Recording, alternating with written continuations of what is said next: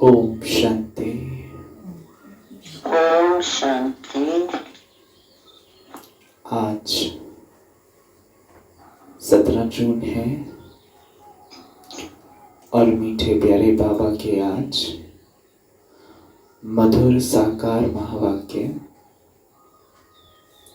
आज मीठे प्यारे बाबा बोले, मीठे बच्चे याद में रहो, याद में रहो तो दूर होते भी, तो दूर होते भी साथ में हो। याद में रहो तो दूर होते भी साथ में हो। याद के साथ का भी अनुभव होता है, याद के साथ का भी अनुभव होता है।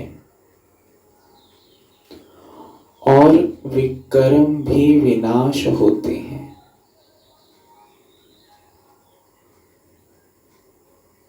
और विकर्म भी विनाश होते हैं। आज का प्रश्न है, दूरदेशी बाप बच्चों को, दूरदेशी बाप बच्चों को दूरादेशी बनाने के लिए, दूरादेशी बनाने के लिए कौन सा ज्ञान देते हैं? दूरदेशी बाप बच्चों को दूरादेशी बनाने के लिए कौन सा ज्ञान देते हैं? हाँ जी।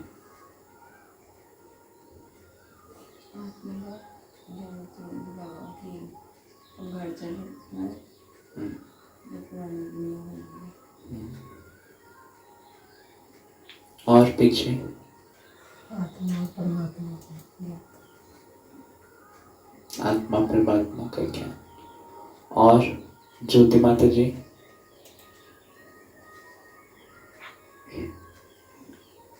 बाबा ने कहा कि तुम बच्चे जो है पहले शूद्र थे, अब मैं दूर देश से आया हूँ तुम बच्चों को ब्राह्मण बनाने, दूरदेशी बनाने। ठीक है। फूला माता जी,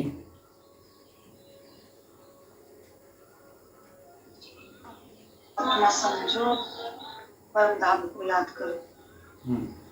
परम धाम को याद करो, आत्मा समझ कर। और सोमा माता जी,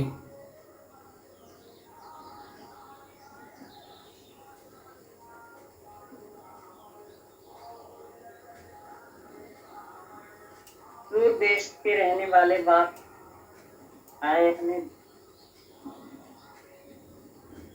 आकर दृष्टि बनाते हैं। कैसे, क्या क्या ज्ञान देते हैं वो?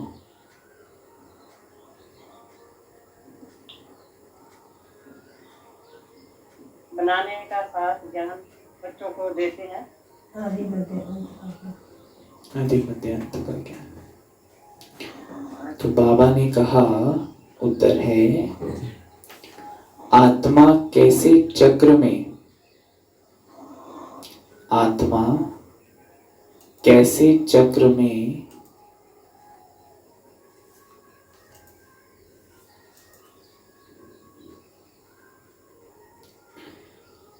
भिन्न भिन्न वर्णों में आती है।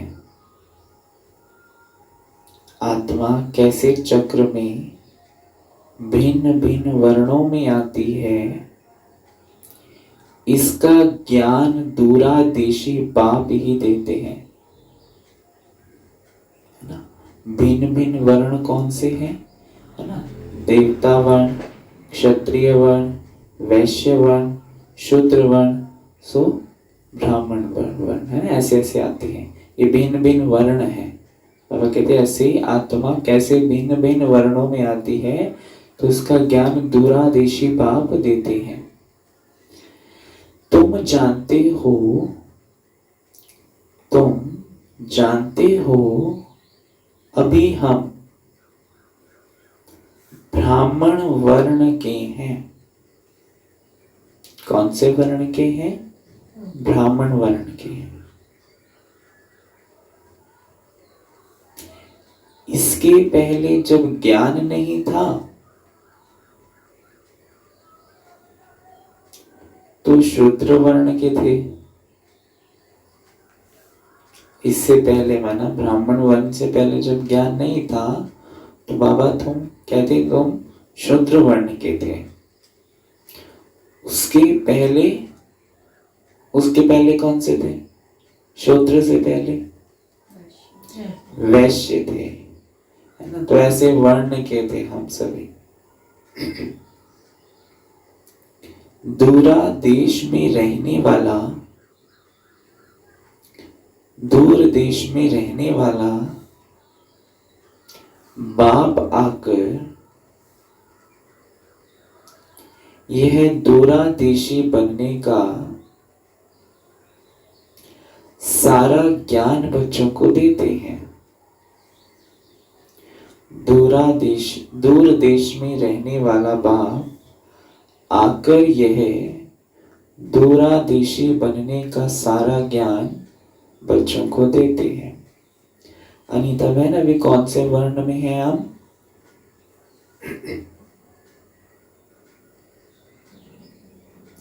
कौन से वर्ण में हैं अभी हम? ब्राह्मण वर्ण में है। और अभी ये अनीता बहन और सुनीता बहन दोनों थोड़ा राइमिंग है तो थोड़ा हाँ ठीक है। अब फिर इससे पहले क्या थे अनीता बहन?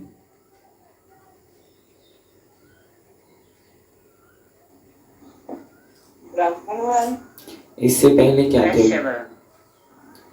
ब्राह्मण वर्ण। ब्राह्मण से पहले शूद्र थे। शूद्र थे, फिर शूद्र से पहले वैश्य थे, वैश्य से पहले क्षत्रिय थे और क्षत्रिय से पहले देवता थे। ठीक है। गीत है जो पिया के साथ है उसके लिए ज्ञान की बरसात है। ओम शांति। जो ज्ञान सागर के साथ है उनके लिए ज्ञान बरसात है।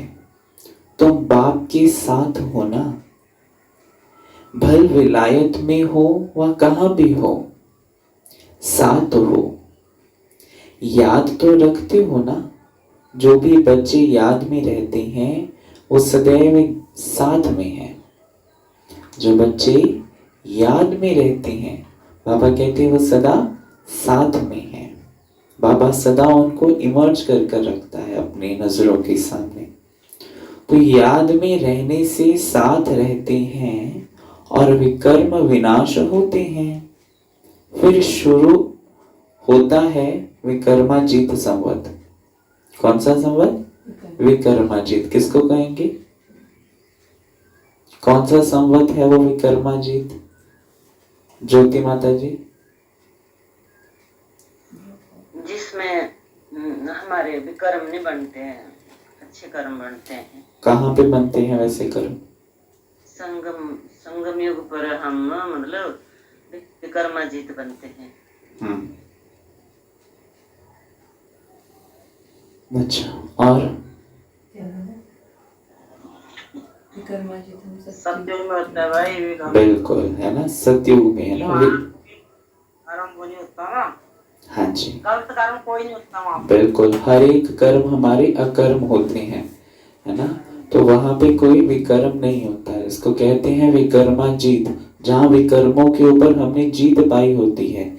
जो कि विष्णु को स्वरूप दिखाया है कि शेष शैया के ऊपर आराम से शेष सागर के अंदर लेटा हुआ है ना। शेष नाग को अपनी शैया बनाया हुआ है। तो उसको कहते हैं विकर्माजीत संवत, जहां हमने विकर्मों के ऊपर विजय प्राप्त की होती है। फिर जब रावण राज्य तो अभी भी हम विकर्माजीत बन रहे हैं ना। बन रहे हैं। और बाबा ने कहा फिर शुरू होता है विकर्माजीत संवत। अब अभी बाबा ने कहा ना, लाइन सुनो देखो फिर से, याद में रहने के से साथ में, बाबा कहते याद में रहने से साथ रहते हैं और विकर्म विनाश होते हैं। अभी संगम युग में याद में रहते हैं और विकर्म विनाश होते हैं। फिर शुरू होता है विकर्माजीत संवत। ठीक है, फिर बाबा कहते फिर जब रावण राज्य होता है तब कहते हैं राजा विक्रम का संवत। तो विकर्म का संवत, वह विकर्माजीत और वह विकर्मी।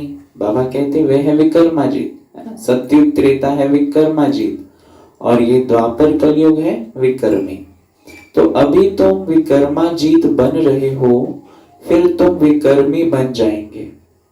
अभी विकर्माजीत बन रहे हैं, फिर बाद में जब सतयुग त्रेता का भोग लेंगे और जब द्वापर कलयुग में आ जाएंगे तो फिर से क्या बन जाएंगे, विकर्मी बन जाएंगे।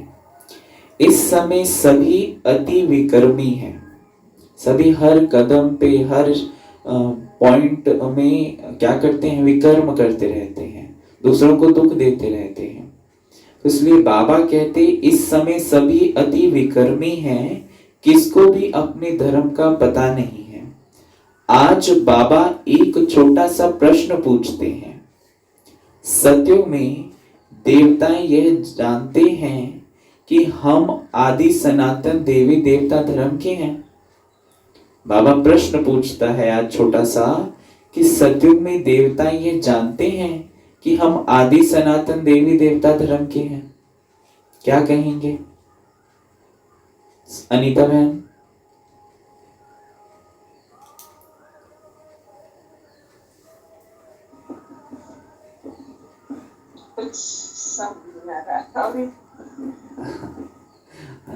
कि सत्युग में जब हम होंगे तो क्या हमें पता होगा, जब हम देवी देवता होंगे, कि हमें पता होगा कि हम आदि सनातन देवी देवता धर्म के हैं कि नहीं है?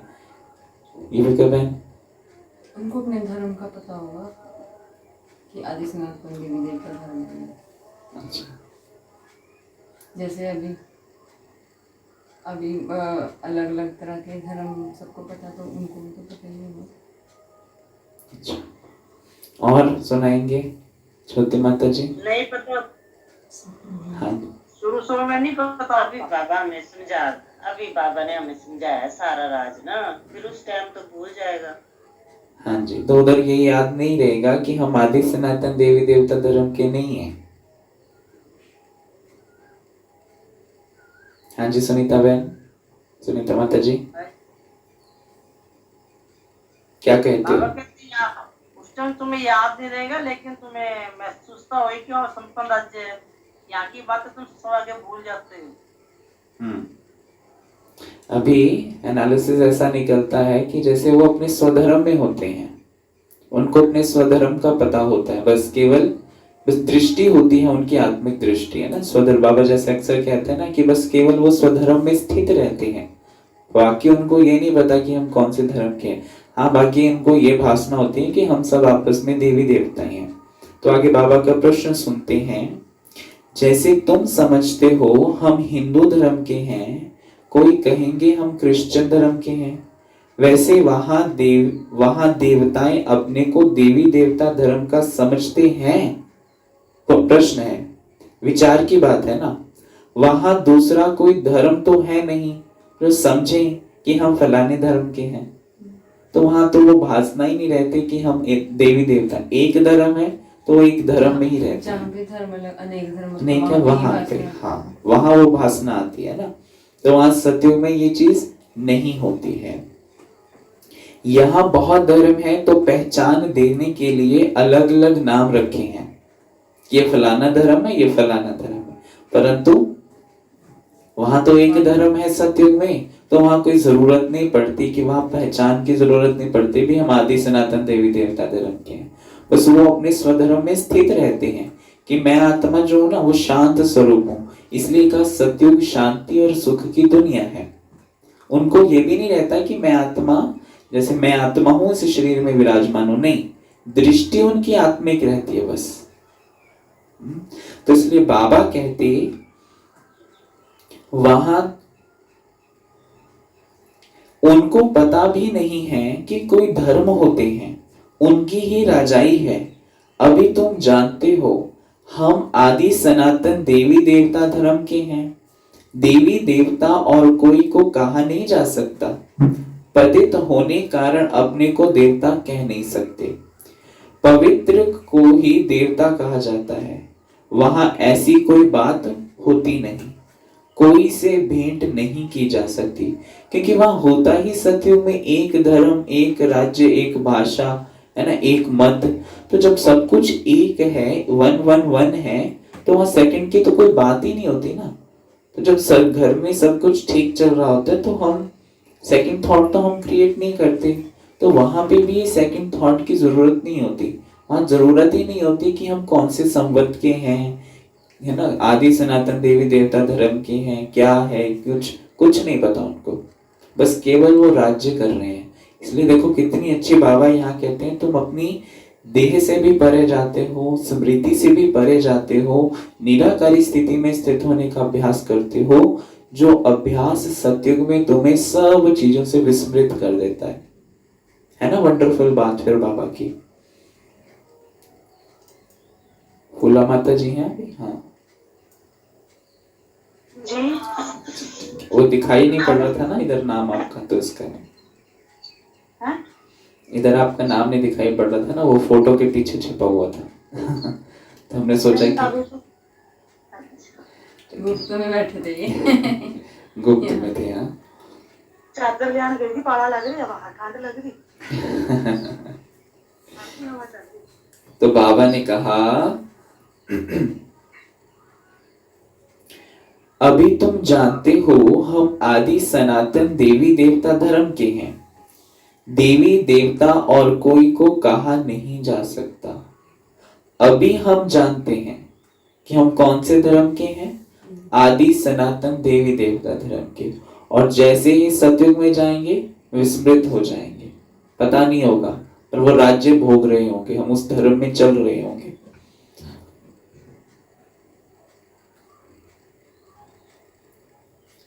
बाबा कहते देवी देवता और कोई को कहा नहीं जा सकता। पतित होने कारण अपने को देवता कह नहीं सकते। पवित्र को ही देवता कहा जाता है। जो पवित्र होता है वही देवता कहलाया जाता है ना। तो वहां ऐसी कोई बात होती नहीं है, कोई से भेंट नहीं की जा सकती। अभी तुम संगम युग पर हो, जानते हो आदि सनातन देवी देवता धर्म फिर से स्थापन हो रहा है। हम बाबा कौन से धर्म की स्थापना करने आए हैं? आदि सनातन देवी देवता धर्म की, है ना। तो बाबा कहते वहां तो धर्म की बात ही नहीं है। सतयुग में तो धर्म की कोई बात ही नहीं है कि फलाना धर्म है ही एक धर्म। यह भी बच्चों को समझाया है। यह जो कहते हैं महाप्रलय होती है अर्थात कुछ भी नहीं रहता, यह भी रॉन्ग हो जाता है ना। ऐसा नहीं होता, कुछ खंड तो बचेंगे, महाप्रलय नहीं होगी कि हाँ सब कुछ ही तहस नहस हो जाएगा। बाबा कहते ये सब कुछ रॉन्ग है। बाप बैठ समझाते हैं राइट क्या है। ये भक्ति और ज्ञान के बीच में बाबा कंट्रास्ट बताता है कि भक्ति में सुना था कि अंत में सब प्रलय हो जाएगी, सब खत्म हो जाएगा, कुछ नहीं बचेगा। और बाबा सब कुछ अब राइट बैठकर समझाता है।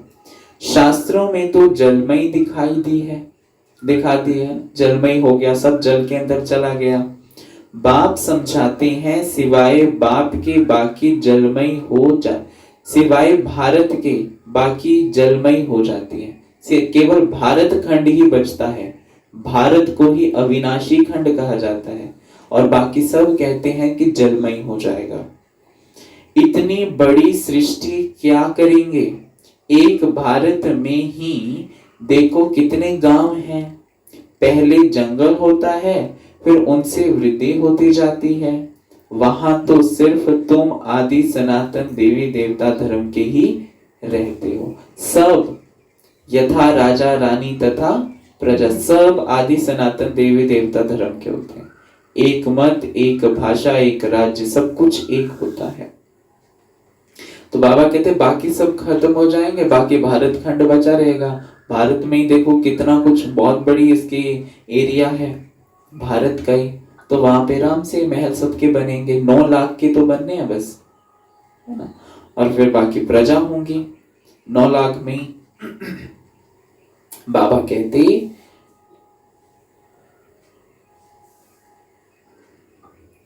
यह तुम ब्राह्मणों की बुद्धि में बाबा धारण करा रहे हैं।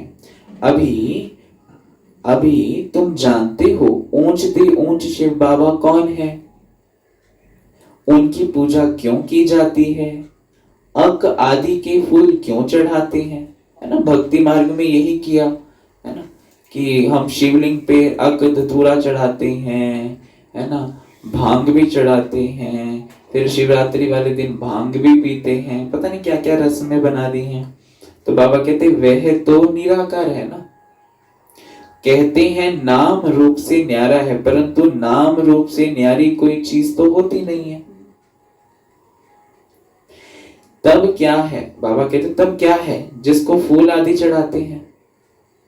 अगर कहते हैं कि भगवान नाम रूप से न्यारा है, पहली बात तो नाम रूप से न्यारी माना जिसका कोई नाम नहीं हो, रूप नहीं, ऐसी कोई चीज है नहीं। और ऐसे की पूजा भी कहाँ करते हैं। हाँ, पूजा भी करते हैं। अब कहते हैं होती तो है हवा, परंतु हवा का भी रूप है और नाम भी है, दोनों है। तो हवा भी कह ही नहीं सकते कि वो निराकार है, उसका भी आकार है।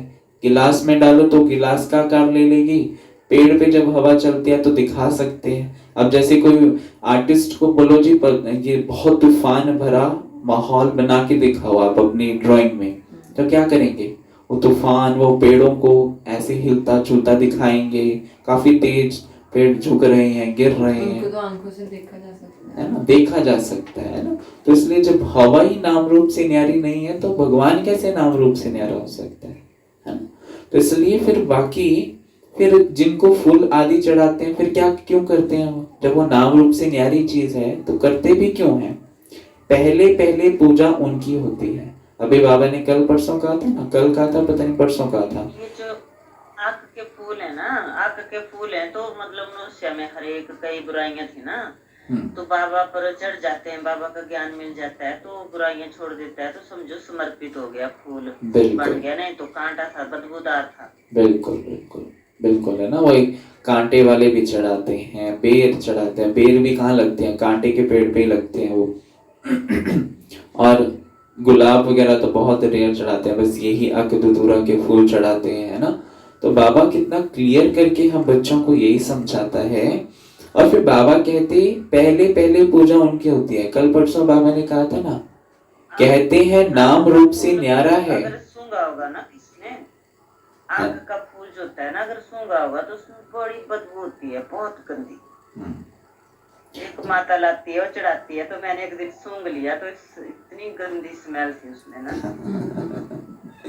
हाँ, है ना। अभी बाबा ने कल परसों की मुरली में जैसे बताया कि एक तरफ तो कहते हैं कि भगवान नाम रूप से न्यारा है और दूसरी तरफ गायन भी उसका सबसे ज्यादा करते हैं, है ना। तो भावार्थ क्या समझते हैं, कहाँ हो गया वो नाम रूप से न्यारा। नाम रूप से न्यारी चीज का तो कभी गायन ही नहीं होता, क्योंकि पता ही नहीं वो चीज है कैसे, है ना। तो इसलिए बाबा कहते पहले पहले पूजा उनकी होती है। द्वापर में सबसे पहले पूजा एक शिव की होती है। मंदिर भी उनके बनते हैं, क्योंकि भारत की और सारी दुनिया के बच्चों की सर्विस करते हैं, मनुष्यों की ही सर्विस की जाती है ना। तो इस समय तुम अपने को देवी देवता धर्म के नहीं कहला सकते। तुमको पता भी नहीं था, बाबा कहते इस समय तुम अपने को देवी देवता धर्म के नहीं कहला सकते। तुमको पता भी नहीं था कि हम देवी देवता धर्म थे, हम देवी देवता धर्म थे, कि हम देवी देवता थे, फिर अभी बन रहे हैं। अभी बाप समझा रहे हैं तो समझाना चाहिए, समझाना चाहिए। यह नॉलेज सिवाय बाप की कोई दे ना सके। अभी तक हम नहीं समझते थे अपने आप को कि हम देवी देवता धर्म के थे। अब बाबा आकर समझाते हैं कि तुम देवी देवता धर्म के थे, तो बाबा कहते हैं ये समझ कर फिर दूसरों को भी समझाना चाहिए कि भगवान ही ये धर्म स्थापन करता है। और फिर उनके सिवाय कोई ज्ञान दे भी ना सके, उनको ही कहते हैं ज्ञान का सागर, नॉलेजफुल, है ना। Ocean of knowledge, ocean of जिसको कहते हैं पीस, ओशन ऑफ लव, सब कुछ वो परमात्मा को कहते हैं।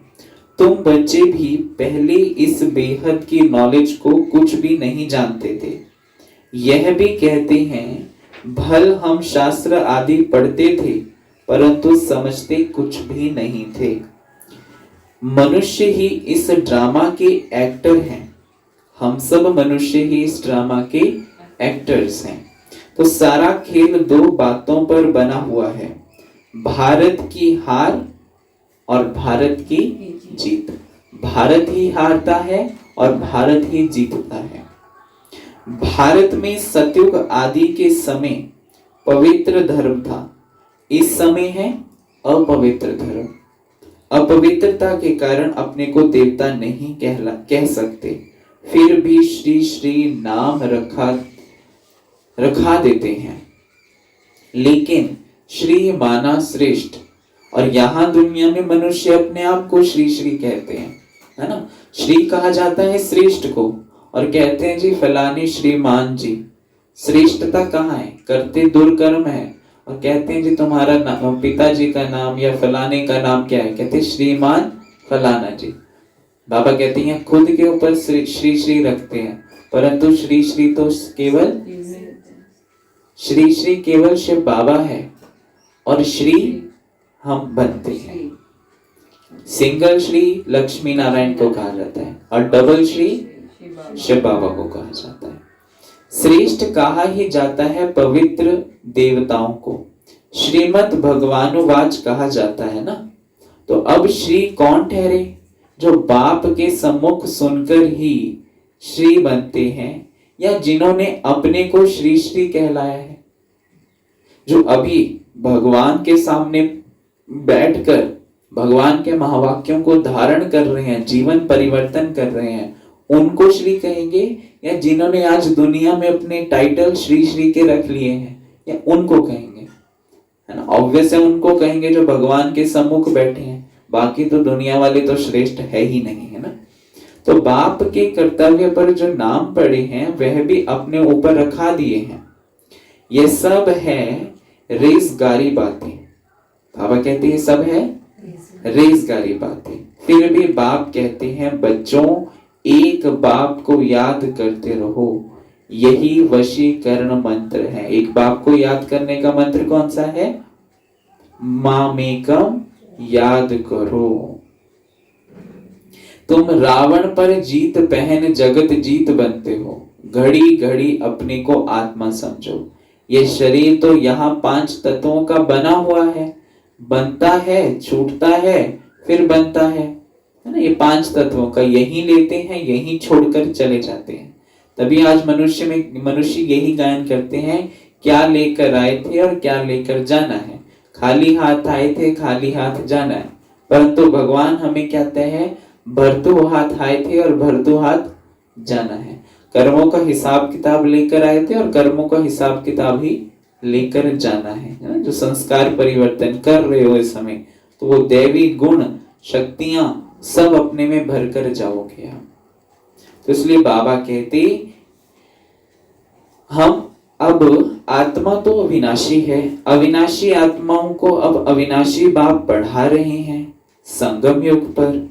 भल कितने भी विघ्न आदि पड़ते हैं, माया के तूफान आते हैं, तुम बाप की याद में रहो। तुम समझते हो हम भी सतो प्रधान थे, फिर तमो प्रधान बने हैं। तुम्हारे में भी नंबरवार जानते हैं, तुम बच्चों की बुद्धि में हैं। हमने ही पहले पहले भक्ति की है। जरूर जिसने पहले पहले भक्ति की है उसने ही शिव का मंदिर बनाया, क्योंकि धनवान भी वह होते हैं।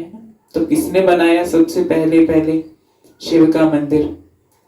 बोला माता जी।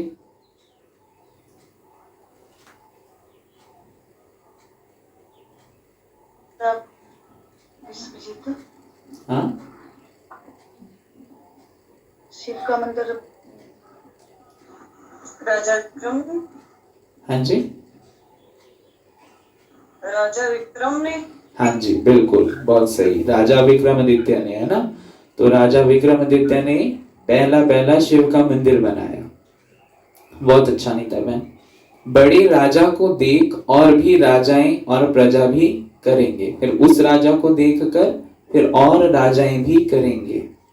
तो बाबा कहते यह सब है डिटेल की बातें, 1 सेकंड में जीवन मुक्ति कहा जाता है। फिर कितने वर्ष लग जाते हैं समझाने में? ज्ञान तो सहज है, उसमें इतना टाइम नहीं लगता है जितना याद की यात्रा पर लगता है ना। बाबा कहते हैं ज्ञान समझाने में ज्यादा समय नहीं लगता जितना योग में बिठाने में लगता है, याद में बिठाने में लगता है ना। जब कोर्स करवाते हैं तो मेन कोर्स तो समझ आ जाता है, परंतु जब योग करवाना बैठते हैं तो योग में मेहनत लगती है, क्योंकि योग का कभी अभ्यास नहीं होता है। ज्ञान लेने का तो अभ्यास होता है, क्योंकि बचपन से ही ज्ञान लेना शुरू कर देते हैं। पुकारते भी हैं बाबा आओ आकर हमको पतित से पावन बनाओ। ऐसे नहीं कहते कि बाबा हमें विश्व का मालिक बनाओ, यहां नहीं कहते, है ना। तो बाबा कहते पतित से पावन बनाओ, जब भक्ति मार्ग से छूटने के लिए कहते हैं। सब कहेंगे पतित से पावन बनाओ। पावन दुनिया कहा जाता है सत्य को, और फिर जब पावन बन जाते हैं, पावन बनने का ज्ञान मिल जाता है, तो क्या कहते हैं? हमें विश्व का मालिक बनाओ। फिर बाबा विश्व का मालिक बनाने के लिए वर्षा लेकर आता है, जो कृष्ण के हाथ। ये तो दुनिया वालों को ज्ञान ही नहीं है। हाँ, कि हम विश्व का मालिक भी बनते हैं। वो तो बस यही बोलते हैं, भगवान बिल्कुल। छुड़ा दे। पावन दुनिया कहा जाता है सत्य को, इसको पतित दुनिया कहेंगे। पतित दुनिया कहते हुए भी अपने को समझते नहीं है, अपने प्रति घृणा नहीं रखते हैं। तुम किसके हाथ का नहीं खाते हो तो कहते हैं हम अछूत हैं क्या, है ना। अब जब ब्राह्मण में आ जाते हैं वो धारणाएं रखते हैं, कहते हैं कि जो ज्ञान योग करता है केवल उन्हीं के हाथ का खाएंगे, पवित्रता जिसने धारण की है उनका ही खाएंगे। और फिर दूसरे वाले जब हम उनको मना करते हैं तो क्या कहते हैं? हम अछूत है क्या, है?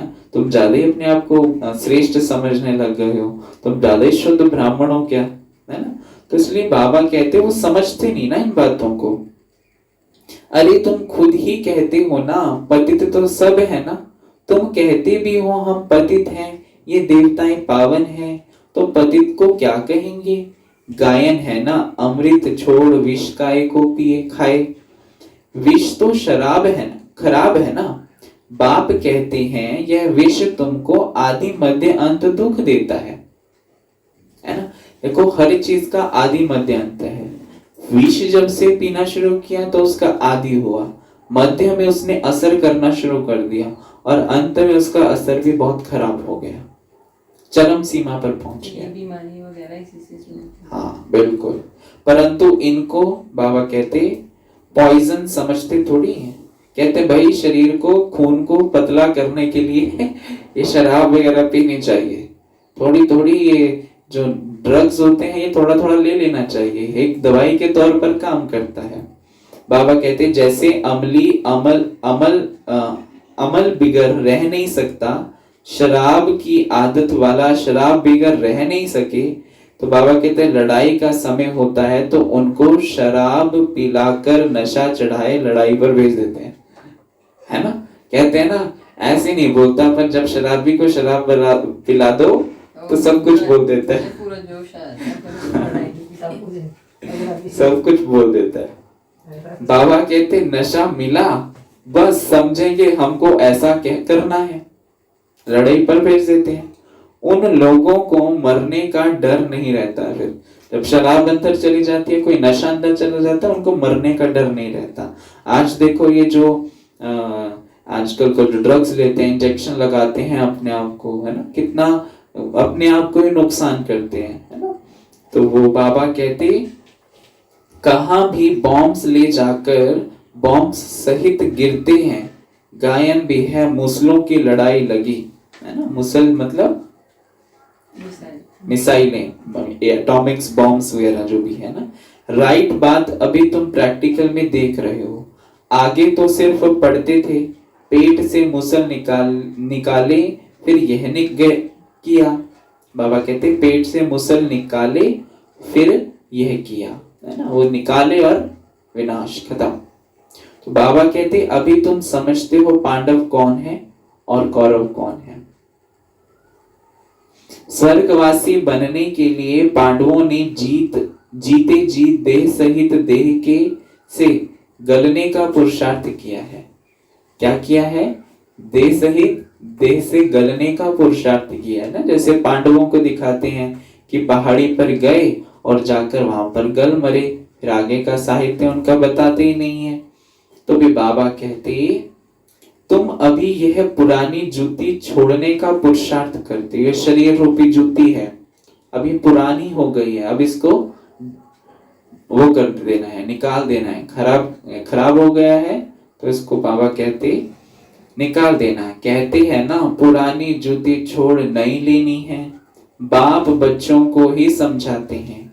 बाप कहते हैं मैं कलप आता हूँ। कलप माना हर कल्प के संगम युग पर आता हूँ, 5000 वर्ष के बाद आता हूँ।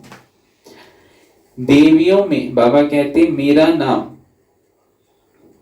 मेरा नाम है शिव। शिव जयंती भी मनाते हैं। बाबा अपना नाम भी बताते हैं कि मेरा नाम केवल एक शिव है।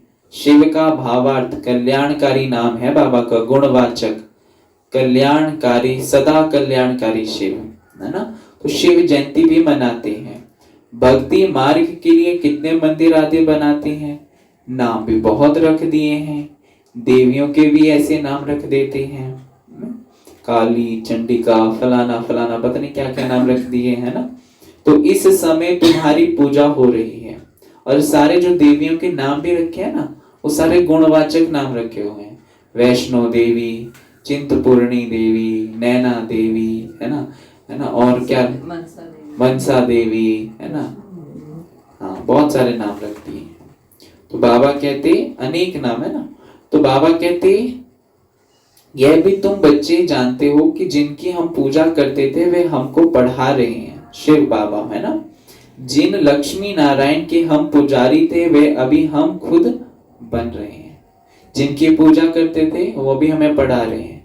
और बाबा कहते जिनके पुजारी थे वो भी हम बन रहे हैं। यह ज्ञान बुद्धि में है। सिमरन करते रहो फिर औरों को भी सुनाओ। ये ज्ञान खुद में सिमरन करना है। और जब सिमरन करते हो तो बाबा कहते दूसरों को भी ये सुनाना है आपने। बहुत हैं जो धारणा नहीं कर सकते हैं, कई हैं तो कहते हैं जी हम ज्ञान योग तो करते हैं। कल ही बाबा ने कहा कि ज्ञान तो लेते हैं, उठाते हैं, परंतु धारणा में बिल्कुल नहीं है। तो धारणाएं भी अब पक्की करनी है। बाबा कहते हैं जास्ती धारणा नहीं कर सकते हो तो हर्जा नहीं, याद की तो धारणा है ना। बाप को ही याद करते रहो। जिनकी मुरली नहीं चलती है तो यहाँ बैठ सिमरन करे। बाबा कहते जिनकी मुरली नहीं चलती है ना, जिनको समझ नहीं आता, तो बाबा कहते यहाँ जिनको जहाँ पे साधन मिला हुआ है वो बैठकर वहां पर सिमरन करे। यहाँ कोई बंधन झंझट आदि है नहीं। ये बाबा मधुबन की बात कह रहा है। घर में बाल बच्चों आदि का वातावरण देख वे नशा गुम हो जाता है। यहाँ चित्र भी रखे हैं, किसको भी समझाना बहुत सहज है। वो लोग तो गीता आदि पूरी कंठ कर लेते हैं। सिख लोगों को भी ग्रंथ कंठ रहता है। तुमको क्या कंठ करना है? क्या कंठ करना है अभी रेणु बहन? बाबा की याद। हाँ है ना, केवल बाबा को ही कंठ करना है हमें। बहुत अच्छा है ना। तो बाबा कहते तुमको क्या कंठ करना है? बाप को। तुम कहते भी हो बाबा ये है बिल्कुल नई चीज। बाबा तो कहते हैं ये है बिल्कुल नई चीज। ये एक ही समय है जबकि तुमको अपने को आत्मा समझ एक बाप को याद करना है। अभी तक तो क्या करते रहे? देह समझते रहे, देह के रिश्तों को याद करते रहे, अनेक देवी देवताओं को याद करते रहे। अपने भाई है ना, वो भाई बहन है, उनको याद करते रहे। पर अब बाबा कहते सब से बुद्धि छोड़ एक मेरे से बुद्धि योग लगाओ। बुद्धि की याद मेरे सब, बाकी सबसे देह सहित देह के सर्व संबंध, देह सहित देह के सर्व संबंध माना रिश्ते नाते भी और जिनकी हम पूजा करते थे, जिनको हम याद करते, वो भूल जाने चाहिए। तो इसलिए बाबा कहते कि 5000 वर्ष पहले भी सिखाया था और कोई की ताकत नहीं जो ऐसे समझा सके। आज तक कई सत्संगों में गए, किसी ने कहा कि पवित्रता धारण की है, पवित्र रहते हो, खान पान की शुद्धि रखी है? कोई नहीं कहता, केवल भगवान आकर कहते हैं। आज अगर दुनिया में कोई कहे ना कि जी फलाने ब्रह्मा कुमारी वाले तो लहसुन प्याज छुड़ा देते हैं, है ना, विकार छुड़ाते हैं, तो हक से कहो आप छुड़ा के दिखाओ। उनको कहें, अगर उनके महात्मा गुरु कहेंगे ना तो वो भाग जाएंगे वहां से, भाई ये तो विकार छुड़ाते हैं, हमने नहीं लेना इनका। नहाने धोने की धारणा कोई बहुत वो करते हैं नहीं। देखो इनको तो नहाने कहीं स्नान का ना बड़ा महत्व रहता है। बाबा कहते हैं ये तो आजकल तो डॉक्टर भी, आज तो कोरोना वायरस ने भी कर दिया, बाहर से आओ तो भी स्नान करो, कपड़े धुलाई करो, है ना, कहीं जा रहे हो वहां से निकल के आते हैं हाथ धो, अपने ऊपर से अपने आप को सैनिटाइज करो। तो कितना आज तो धारणा खुद प्रकृति ने खुद करवा दी है ना। तो ज्ञान सागर है ही एक बाप। हाँ जी, बाबा पवित्रता क्यों कहते हो? हम उन्हें उदाहरण देते शिवरात्रि और नवरात्रों में आप पवित्र रहते हो, हाँ तो वहां पे उनकी बोलती बिल्कुल बंद हो जाती है। बिल्कुल बिल्कुल, है ना, बहुत अच्छा। ऐसे ही ज्ञान युक्त योग युक्त महावाक्य उच्चारण करो तो चुप हो जाएंगे वो।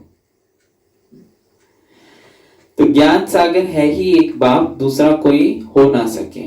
ज्ञान सागर बाप ही तुमको समझाते हैं। आजकल ऐसे भी बहुत निकले हैं जो कहते हैं हमने अवतार लिया है, इसलिए सच की स्थापना में कितने विघ्न डाल पड़ते हैं, परंतु गाया हुआ है सच की नाव हिलेगी डुलेगी लेकिन डूबेगी नहीं ना। कहीं तो ऐसे ही अपने आप भी समझ लेते हैं कि हम जी फलाने भगवान का अवतार है ना, और हमारे अंदर जी भगवान आए हैं, हम ये स्थापना कर रहे हैं। बाबा कहते हैं ऐसे विघ्न बहुत पड़ेंगे, परंतु हमें बुद्धि से काम लेना है कि एक सत्य केवल एक शिव बाबा है और दूसरा कोई हो नहीं सकता, और वो केवल एक ब्रह्मा तन में ही आ सकते हैं, और कोई तन उनका लोन ले ही नहीं, और किसी तन का लोन वो ले ही नहीं सकते, केवल ब्रह्मा बाबा के शरीर में आते हैं, है ना।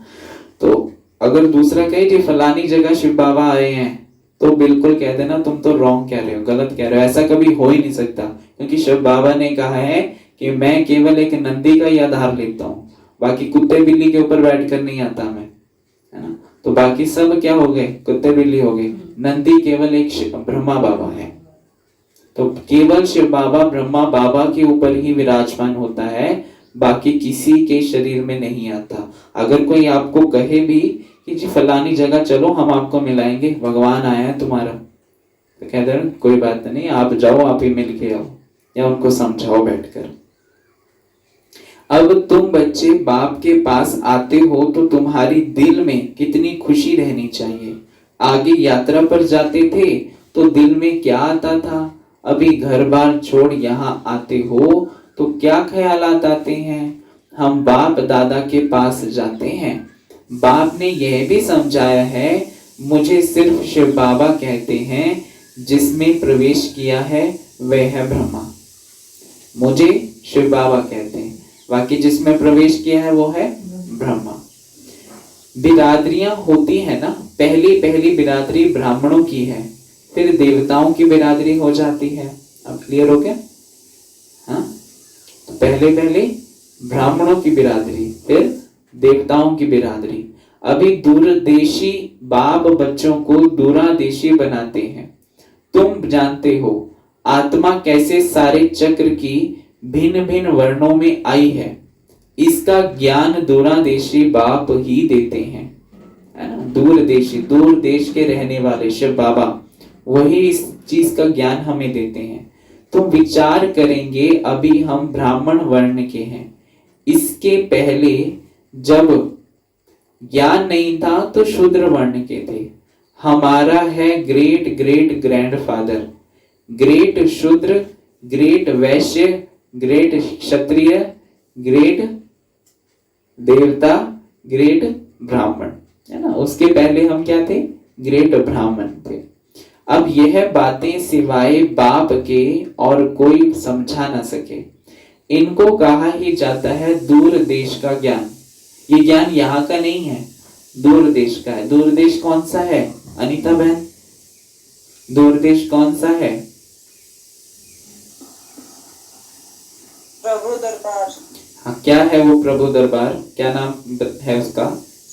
मधुर परम धाम। परम धाम, ब्रह्मलोक, शांति धाम, अनेक नाम है ना।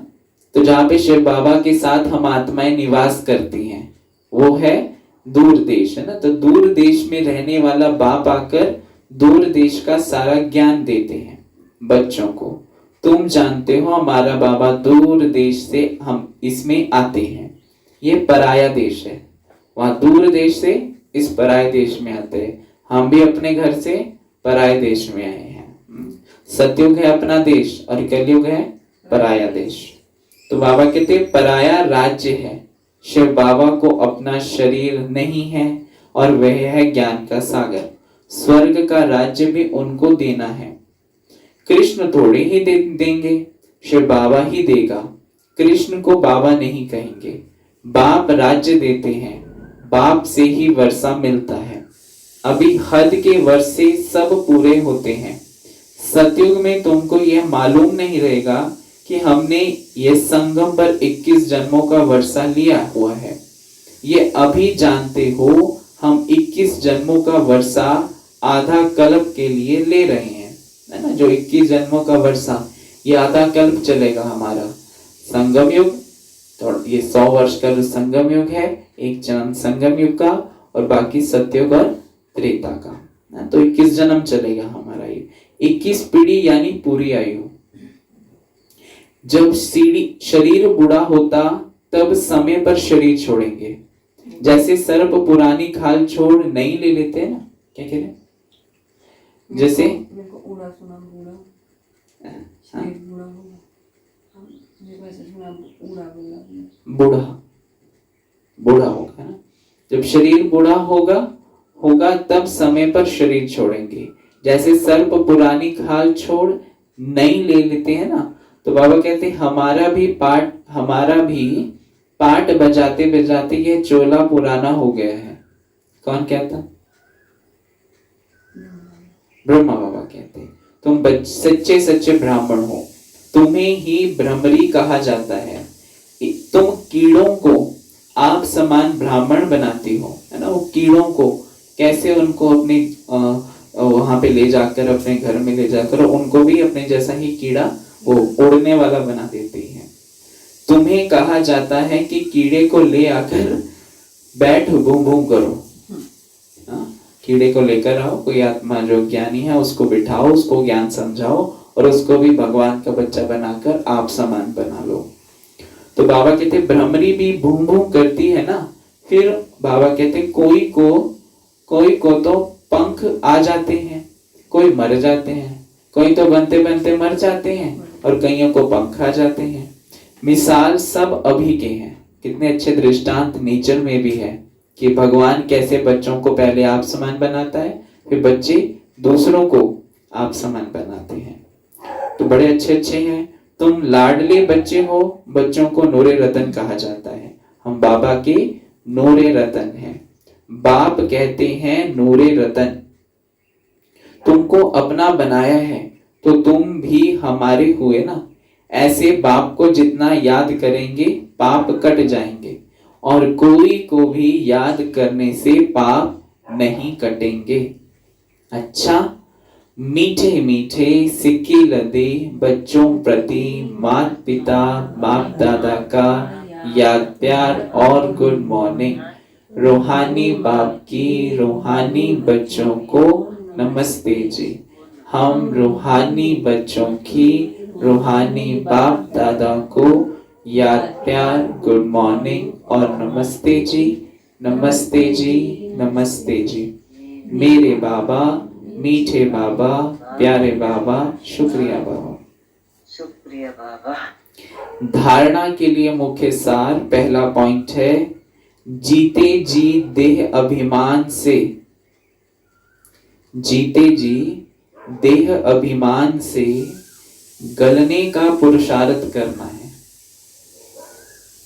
मने शरीर को छोड़ते जाना है, शरीर को भूलते जाना है, स्मृति नहीं आए इस शरीर के बारे में। हाँ, इस पुरानी ज्योति में जरा भी ममत्व ना रहे, इस पुरानी ज्योति में जरा भी ममत्व ना रहे। दूसरा पॉइंट है, सच्चा ब्राह्मण बन, सच्चा ब्राह्मण बन कीड़ों पर ज्ञान की बूं बूं कर, सच्चा ब्राह्मण बन कीड़ों पर ज्ञान की बूं बूं कर, आप उन्हें आप समान ब्राह्मण बनाना है, उन्हें आप समान ब्राह्मण बनाना है। आज का वरदान है, होपलेस में भी, होपलेस में भी होप पैदा करने वाले, ना जिसको कहते हैं ना उम्मीद में भी उम्मीद पैदा करने वाले, होपलेस में भी होप पैदा करने वाले सच्चे परोपकारी संतुष्ट मणि भव, सच्चे परोपकारी संतुष्ट मणि भव।